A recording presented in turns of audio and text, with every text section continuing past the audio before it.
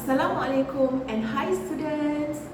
So today we are going to learn the last two subtopics on chapter 9, which are 9.6 balanced diet and 9.7 health issues related to digestive systems and eating habits. Are you guys ready?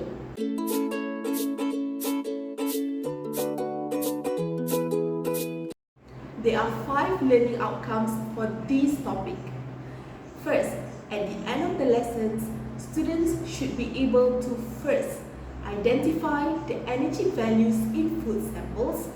Second, justify the modification of diets for specific individuals. Third, predict the effects of modifying digestive organs on human health.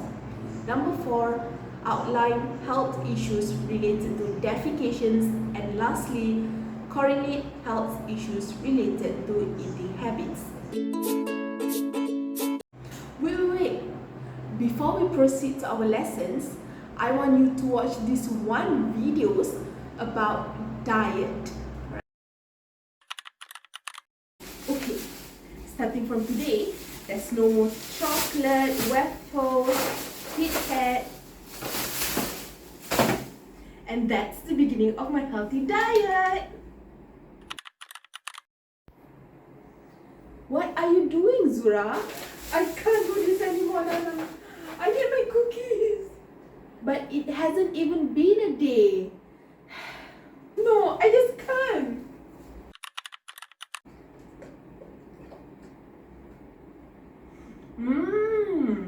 These vegan cookies are guilt-free and taste so good.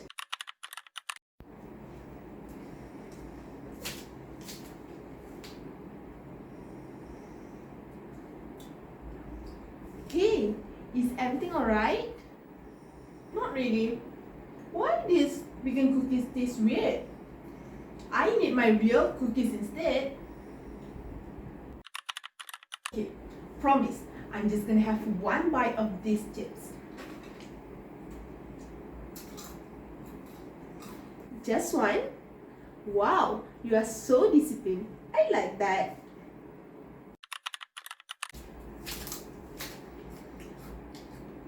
Zura, didn't you just say that you are on a diet? Yeah, but I'll just start tomorrow. This is so good. Oh girls, that's what she's been telling me since last week. What is balanced diet? Diet is said to be balanced when the food that you consume consists of all the 7 food classes, namely carbs, lipids, proteins, vitamins, minerals, fiber, and water in a correct proportion and quantity. It means that according to your body needs. For example, if you are an athlete, obviously you need more carbs than the sedentary individuals that sit down most of the days doing office works. As you can see in the picture, is the picture of a food pyramids. I believe that you have seen many food pyramids before since you are at the primary schools. So, carbohydrates located at the base of the food pyramids, which means that you have to take it the most. And the second level is fruits and vegetables that contribute to fiber, vitamins, and also minerals. Next up, we have proteins that comes from our dairy products such as cheese, meat, chicken, and the one that is located at the top, like the fat, sugar, salt, should be taken the least. How about energy value? You know that food gives you energy, right? But how many energy can you get from the food that you eat? Energy value can be defined as the total amount of energy released when 1 gram of food is completely oxidized or burned. Energy value is measured in the unit of kilojoule per gram or joule per gram. Noted that 1 calories is equivalent to 4.2 joule. 4.2 joule is needed to raise the temperature of 1 gram of water by 1 degree Celsius at 1 atm. It is also important for you to remember the formula to calculate energy value. So the formula is 4.2 multiply with the mass of water multiply with the rise in temperature divide by the mass of food sample multiply with 1000. Easy, right? Let's do a practice. The following are the results of the experiment to determine the energy value of a groundnut. So, calculate the energy value of a groundnut.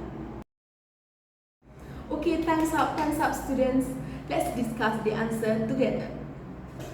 Okay, it's very simple. What you have to do is just substitute all the information that is given to you in the questions into the formula. So, energy value is equal to 4.2 times with the mass of water, which is 20, times with the rise in temperature. Rise in temperature means final temperature minus with initial temperature, then you get 27, divide by 0.8, which is the mass of food sample, and multiply with 1000.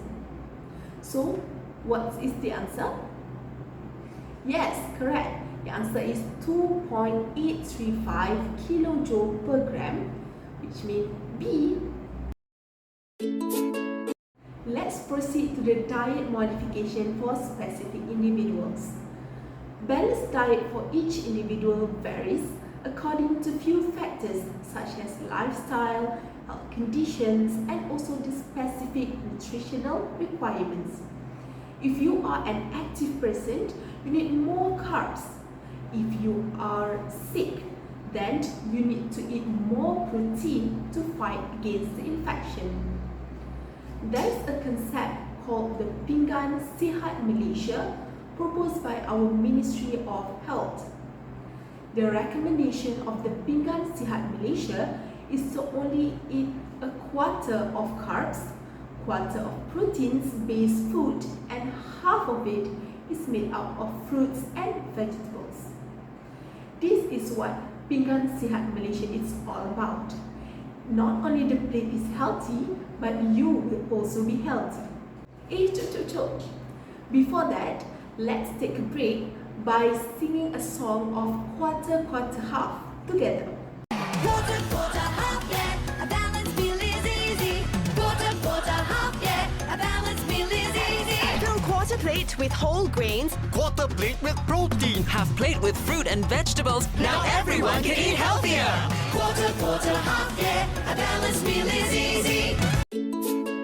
Next is obesity. Someone is said to be obese when there's an abnormal or excessive fat accumulation in the body and the BMI is higher than 30.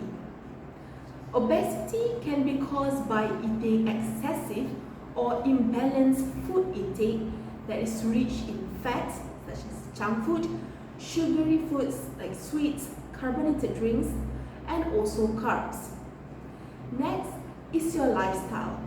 If you just sit at home and watch TV the whole day, there will be an improper use of the stored energy. You don't burn the stored energy, so it causes accumulation of the fat in your body. The effect of being obese is not only it doesn't look nice, but it also life-threatening because it leads to many morbidities like diabetes mellitus, cardiovascular disease, for example, atherosclerosis, in which plaque accumulation in arteries due to the fat stuck in the lumen and decrease the blood flow and also increase the pressure, and stroke, in which blood clot can affect your mobility. Do you think dietary needs for children are the same like adults? The answer is no. This is because growing children are very active. They like to move around, climb here and there. So, they need more energy, and most importantly, they need the energy to grow. to make new cells. So it is crucial for them to take diet high in protein to build new cells and high carbs to supply them with energy.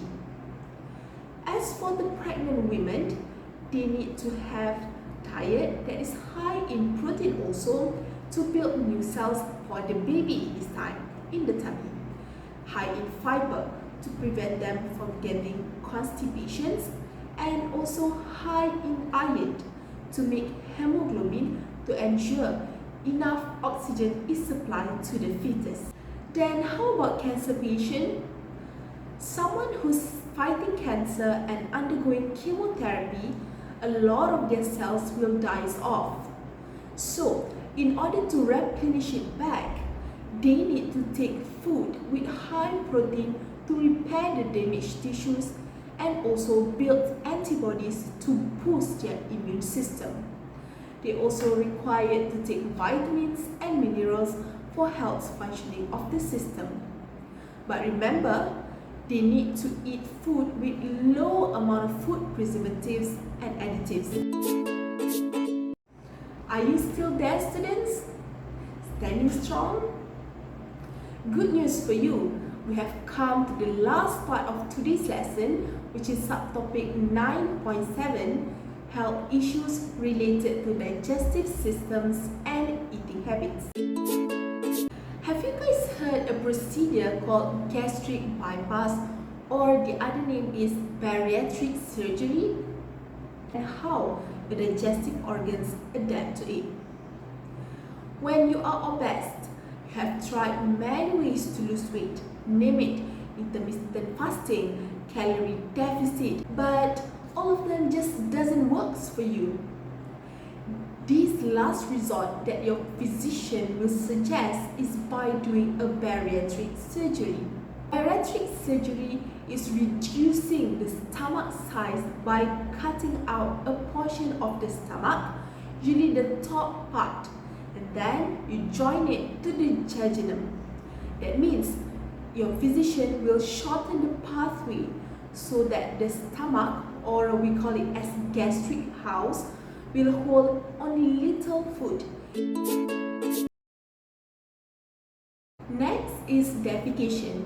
The most important food class in defecation is fiber because it helps smoothen the bowel movement by stimulating peristalsis, which is an involuntary contractions and relaxations of the muscles to help push the feces out to the anus.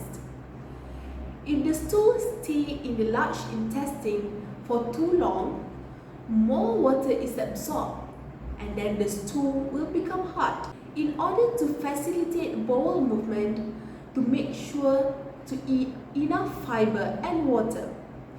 If not, can lead to several health problems like constipations, colon cancer, rectal cancer, and also hemorrhoid.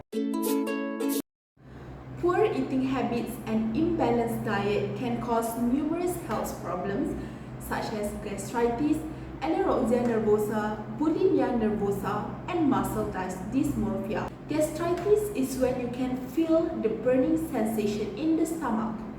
Anorexia nervosa, I'm very sure that all you are very familiar with this already because it is commonly related to women when they are very concerned with their body weight.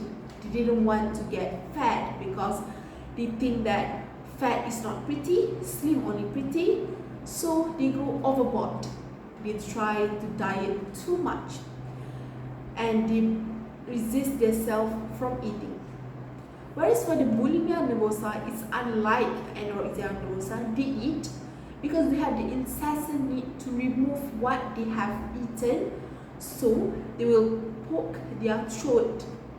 As for the muscle dysmorphia, is when the patient think their body is not sufficiently lean and muscular, so they compensate by doing a lot of exercise and building exercise. That's all for today's lesson. See you on our next class.